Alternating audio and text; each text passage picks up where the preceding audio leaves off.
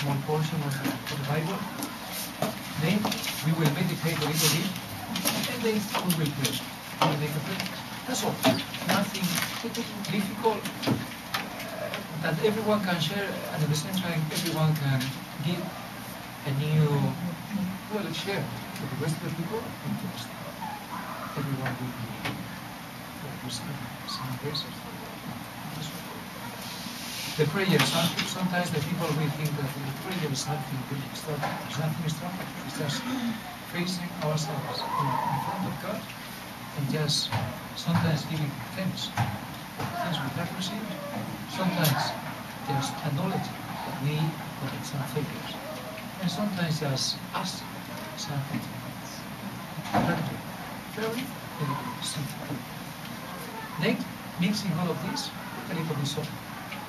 And the salt is all of you, all of us. And then we have to do it together. That's all. Very simple.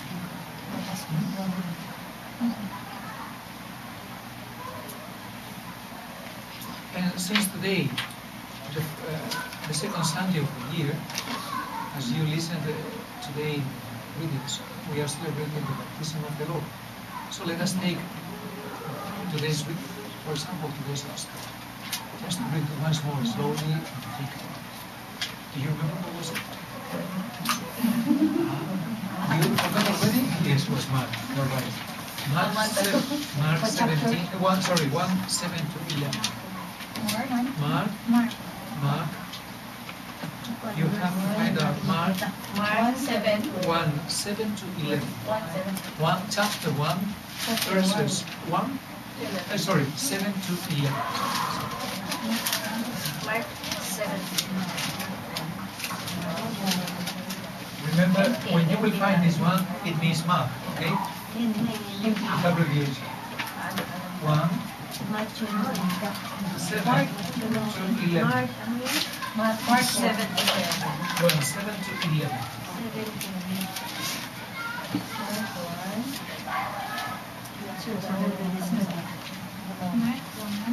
So they already did, ahead of us. So we should ask your children, maybe they already know better than us exactly what we are talking about. Alright?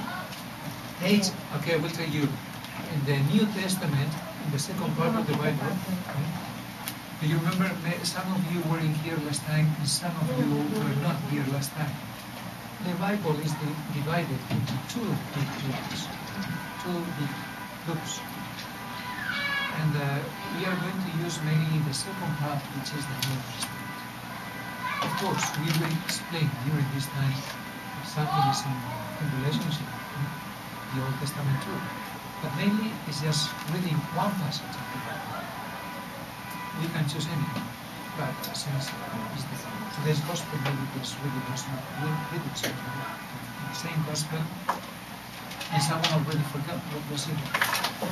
So we can remember once more. And not memorize this, remember, try to get it closer to the text.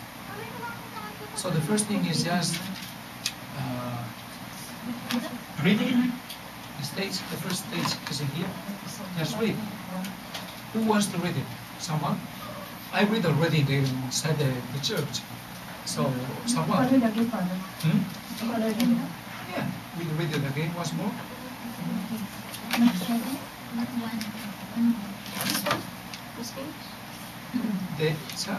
Page 82. Page 82 in the New Testament, okay? Page 82 New Testament. Remember, the chapter 1 means the big number, the big numbers, and the small numbers are the verses, okay? So from chapter 1, the big number, and then the small 1, 7. Okay, 7 to 11. Okay, who is going to read it? Who is going to read it? Who is willing to read it? You? Okay, please, go ahead. And preach to the people, saying, after me comes one who is more powerful than I am. I have baptized you with water, but he will baptize you with the Holy Spirit. As for me, I am not worthy to bend down and untie his sandals. At that time, Jesus came from Nazareth, a town of Galilee, and was baptized in John in the Jordan. And the moment he came up out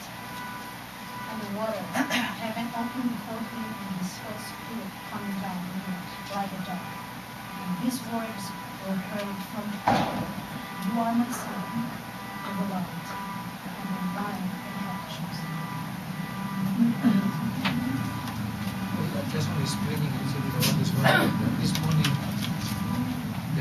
the gospel we got, the translation we got of the gospel this morning in church was just slightly a little bit different from the one we have. It's not really so different. But the one we read this morning, I read this morning in church, was something like this. The last part was, you are my son, the beloved. My favor rests on you. It's few words. So what we have to keep in mind, because there's only this part, for example, today, not thinking about many others, just only thinking about that one, and then please meditate.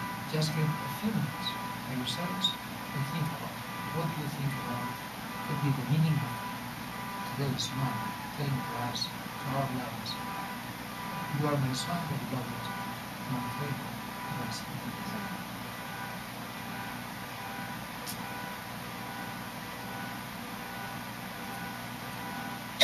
Just meditate. Meditate means you really can just live your own selves open. Okay, maybe the Holy Spirit will talk to us in some way. And then we have to put all together our way. We have our way of doing it.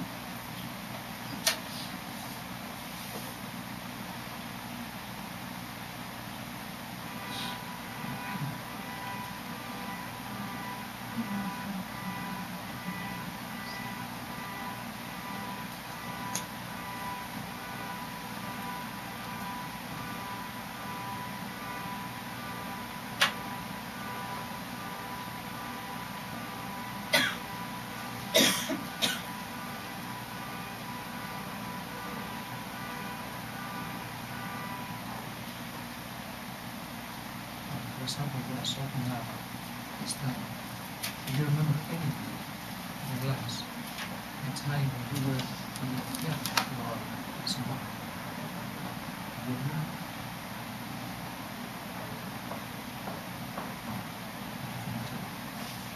Do you have any experience in your life or someone around you? Nothing. Of course you have. That's what we're talking about. That's what I'm asking you. If you have, but just for open up a little bit, experiencing. Well, this is a way. I mean, in this part, it is said that you are my son, the beloved, and then my favor works in you. So it means that God is loving in some way that son who was there in front of God.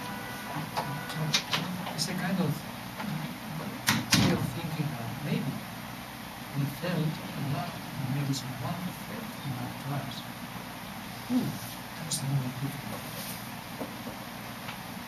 You don't have to think of ways like a person, you don't have to think of ways like a husband.